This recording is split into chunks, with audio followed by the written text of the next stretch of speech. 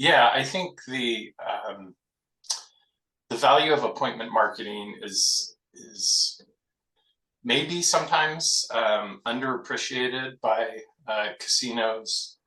There's a famous principle that we know as the 80-20 rule, called the Pareto principle. So that, somewhere around 80% of the outcomes are produced by 20% of the generators of outcomes. And this is in every casino database I've ever looked at. There is, to some degree, this effect happening. So the majority of our results are produced by a relatively small number of people.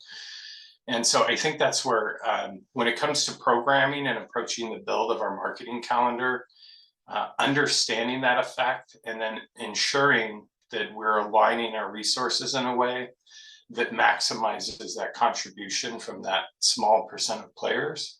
And I think appointment marketing is really an effective way of doing that. And it's the other thing about it that I really like is if you have a player development program, a team of casino hosts, it works really, really well in terms of giving them something that they can sell to their players to get on property.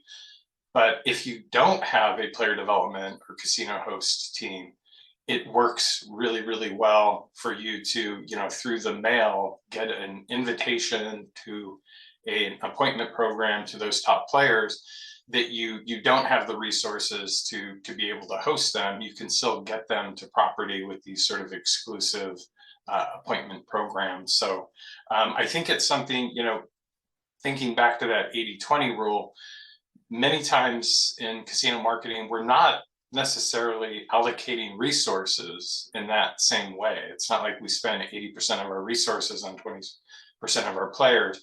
And I'm not sure that is like the degree that we would want to go with that. Mm-hmm. But I do think there's probably opportunity to more accurately align resources to ensure, again, that we're maximizing contributions from that really relatively small group of players.